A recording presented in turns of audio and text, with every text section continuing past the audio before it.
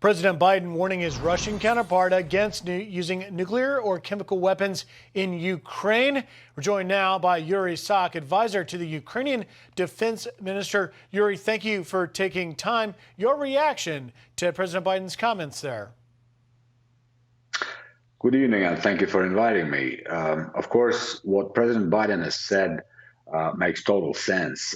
We, as Ukrainians, we have been living with the threat of the use of tactical nuclear weapons or chemical weapons pretty much throughout this war. Consider that the Russian propaganda machine is openly, very often calling on the Kremlin to use these types of weapons.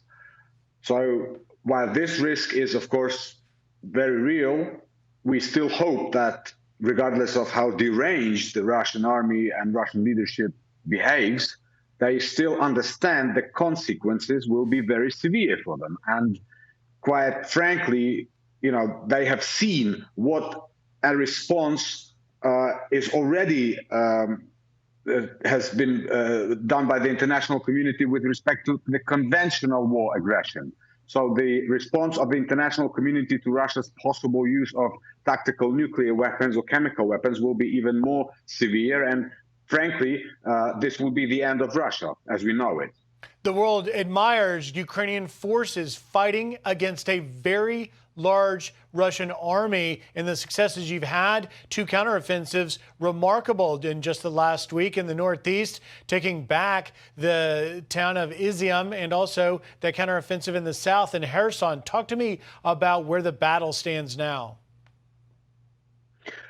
Indeed, the Ukrainian armed forces have been spectacularly successful during the last 10 days from the beginning of September. We've liberated more than 8,500 square kilometers of land with the occupied Ukrainian cities and villages, Izium, Kupiansk, Balaklia. And of course, the troubling thing and something which is very tragic is that what we are discovering on those territories is more traces of atrocities and war crimes.